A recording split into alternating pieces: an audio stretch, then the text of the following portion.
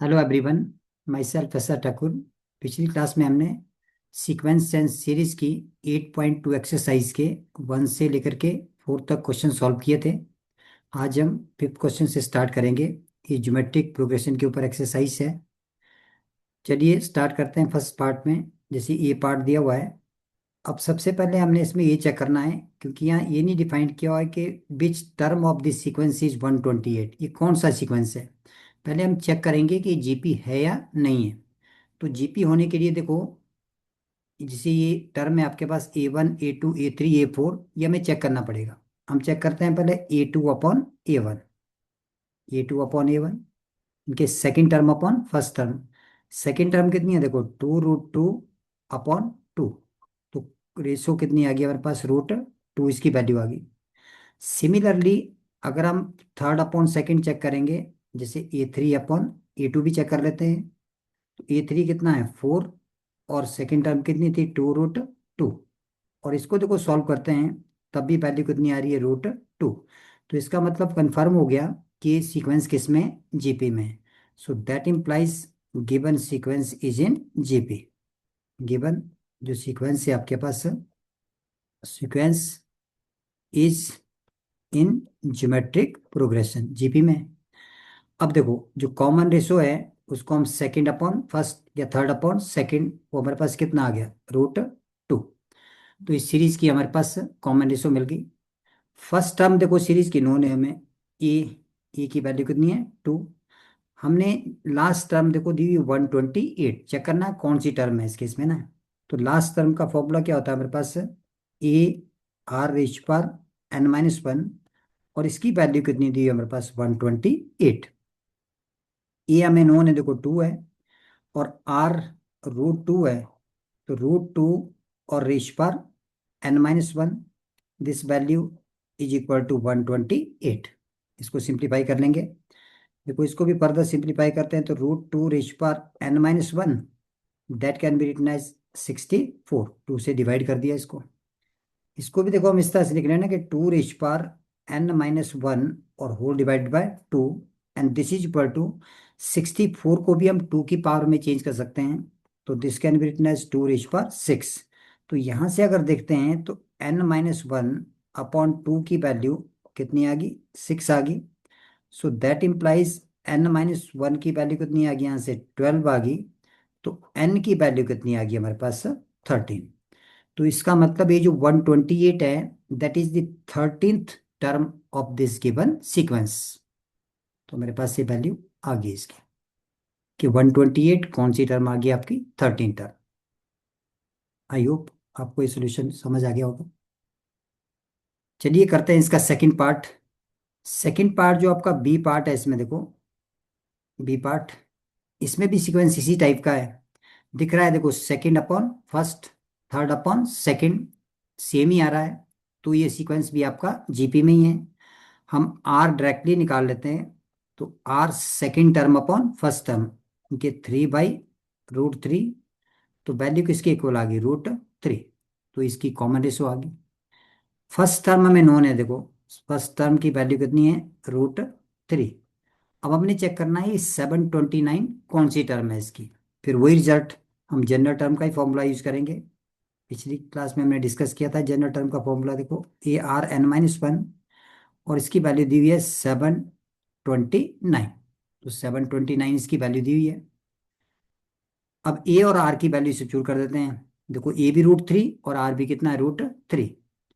तो ए की वैल्यू √3 और आर की वैल्यू भी √3, और रेश पर n−1, और ये वैल्यू कितनी बन गई, 729। ये वैल्यू आ गई हमारे पास, 729 आ गई। अब देखो इसको हम ऐसे भी लिख सकते हैं, जैसे ऐसे लिख लेना, इजी हो जाएगा, √3 और √3 रेश पर n, और डिवाइडेड बाय √3। तो ये किसके इक्वल आ गया, देखो 729। यहाँ से हमारा √3 क्या हो गया, कैंसिल हो गया। अब √3 को भी हम 3 रेश पर n/2 लिख सकते हैं, और दिस इज इक्वल टू 729। अब 729 के हम फैक्टर बना सकते हैं 3 की टर्म में। तो इसको अगर ध्यान से देखोगे, 729, this comes out equal to three raise power six. इसकी वैल्यू कितनी आ जाएगी, थ्री रेज पावर सिक्स आ जाएगी। तो देखो n/2 किसके इक्वल हो गया, सिक्स के इक्वल। इनके that implies n is equal to 12। इसका मतलब ये जो 729 है, that is the 12th term of this sequence. तो देखो एक जनरल टर्म की हेल्प से हमने दोनों केसेस में ये चेक कर लिया कि कौन सी टर्म है इस सीक्वेंस की है। चलिए चलते हैं थर्ड पार्ट के ऊपर, सी पार्ट। सी पार्ट में भी देखो, अगर ध्यान से second upon first, third upon second, इनको डिवाइड करेंगे तो कॉमन रेशियो सेम ही आ रही है। तो कॉमन रेशियो कैलकुलेट कर लेते हैं, 1/9 और डिवाइड बाय 1/3, ये वैल्यू आ गई। इसको सिंप्लीफाई करेंगे, 3/9, इनके कितना आ गया, 1/3। तो इस सीक्वेंस की जो कॉमन रेशियो है हमारे पास, वो कितनी आ गई, देखो 1/3 आ गई। ए की वैल्यू फर्स्ट टर्म डायरेक्टली नजर आ रही है हमें, कितनी है, 1/3। अब इसकी ये टर्म चेक करना है कि कौन सी टर्म है सीक्वेंस की है। तो जनरल टर्म का फॉर्मूला अप्लाई कर देते हैं, ए आर रेज पर n-1, that is given as equal to, देखो this value is given as 1/19683। अब ए और आर की वैल्यू सब्स्टिट्यूट कर देते हैं। देखो ए की वैल्यू कितनी है, 1/3, और आर की वैल्यू भी 1/3 थी, होल रेज पर n-1, and that is equal to 1/19683। ये वैल्यू है हमारे पास। अब इसको हमने इस पावर में चेंज करना है कि कितनी इसकी वैल्यू आ सकती है। देखो इन दोनों को सॉल्व करेंगे तो ये वैल्यू हमारी 1/3 और इंटू 1/3 रेश पर n, फिर वही प्रोसीजर, और ये कितना बन गया, 1/3, एंड दिस इज 1/19683। ये कैंसिल हो गया देखो। तो यहाँ से 1/3 रेश पर n की जो वैल्यू है, ये आ गई हमारे पास। इसको भी अगर हम 1/3 में चेंज करेंगे ना, तो इसको three three three time multiply करेंगे तो 3 रेश पर 9 के इक्वल आएगा। इनके 1/3 और रेश पार कितना आ जाएगा आपका, 9। आप लोग इसको सिंपल ढंग से सॉल्व कर सकते हैं, कोई ज़्यादा डिफिकल्ट नहीं है। तो दोनों को कंपेयर करें तो n की वैल्यू कितनी आ गया हमारे पास, 9। इसका मतलब ये जो टर्म दी हुई है हमारे पास, that is ninth term of this sequence. तो इस तरह से देखो जनरल टर्म की हेल्प से हमने चेक कर लिया कि इस सीक्वेंस की ये कौन सी टर्म है। बहुत सिंपल प्रोसीजर है। तो ये फिफ्थ के तीनों पार्ट कंप्लीट हो गए। आइए अब चलते हैं नेक्स्ट सिक्स क्वेश्चन की तरफ। सिक्स क्वेश्चन देखो दिया होगा, for what value of x the number -2/7 x and -7/2 are in GP. एक तो हमने ये अप्रोच याद रखनी है कि जैसे देखो, इफ तीन नंबर हमारे पास ना, ए बी सी जीपी में, आर इन जीपी, तो ये रेशो सेम रहती है, जैसे b/a और equal to c/b, common ratio same रहेगी। इसको सिंप्लीफाई करेंगे तो that implies b² is equal to AC। अब इस कॉन्सेप्ट की हेल्प हम ले सकते हैं यहाँ से कि तीनों नंबर जब जीपी में होंगे तो square of middle part is equal to product of extreme part, ये अप्लाई कर सकते हैं।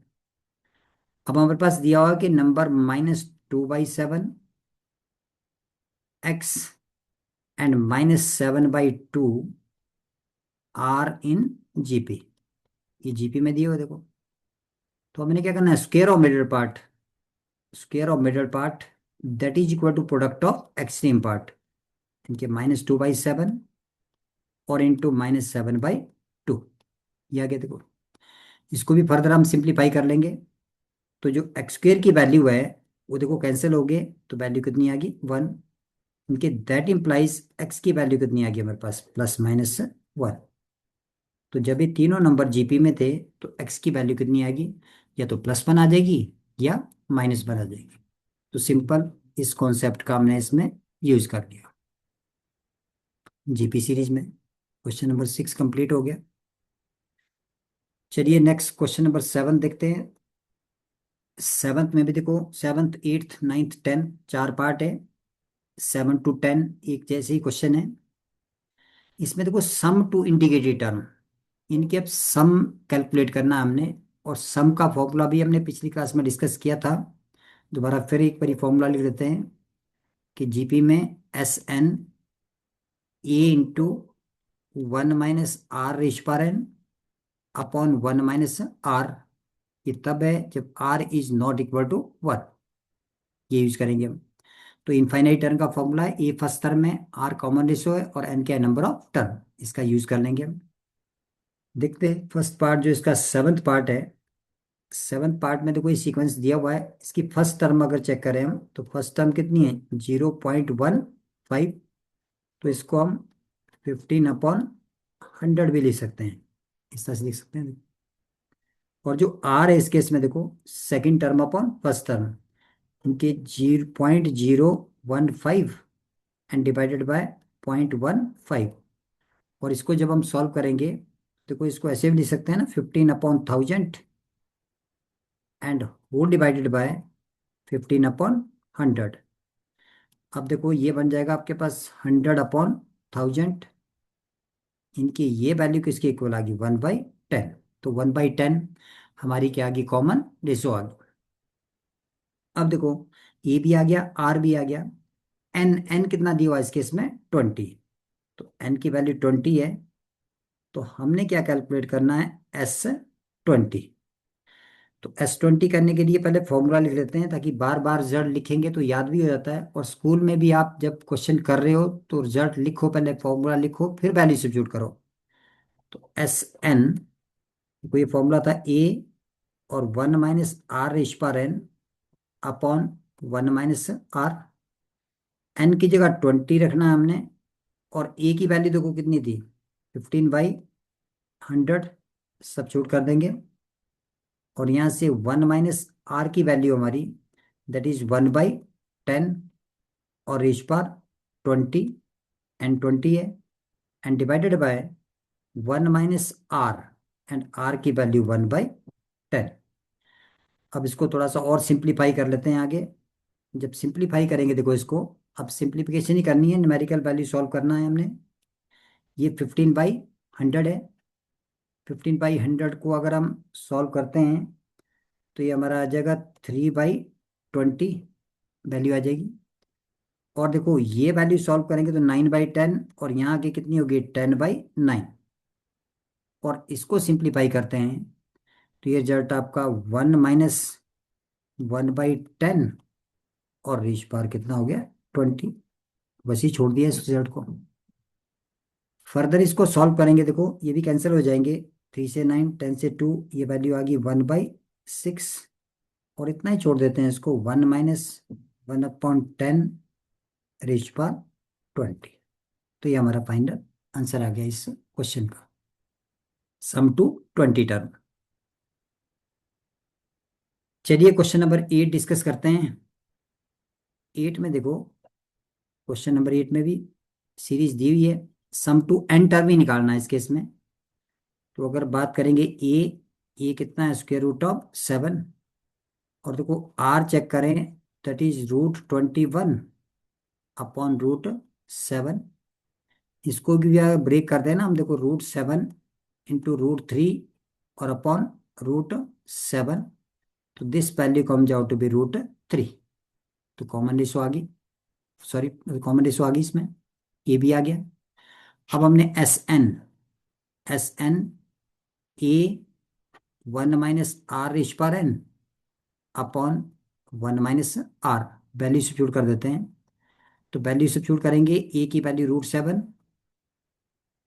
और दैट इज 1 - r की वैल्यू कितनी थी, √3, और रेश पार n, और डिवाइडेड बाय 1 - √3। हम चाहे इसको उल्टा करके भी लिख सकते हैं, we can write it as √7 और √3 raise power n-1 and whole divided by √3 - 1। इतना ही छोड़ देते हैं अब इसको, आगे तो सिंप्लीफाई इतना ही कर सकते हैं इसको। एन टर्म का सम आ गया हमारे पास है। Seventh question. इसी तरह से देखो, नेक्स्ट क्वेश्चन की बात करें, नाइन्थ क्वेश्चन में।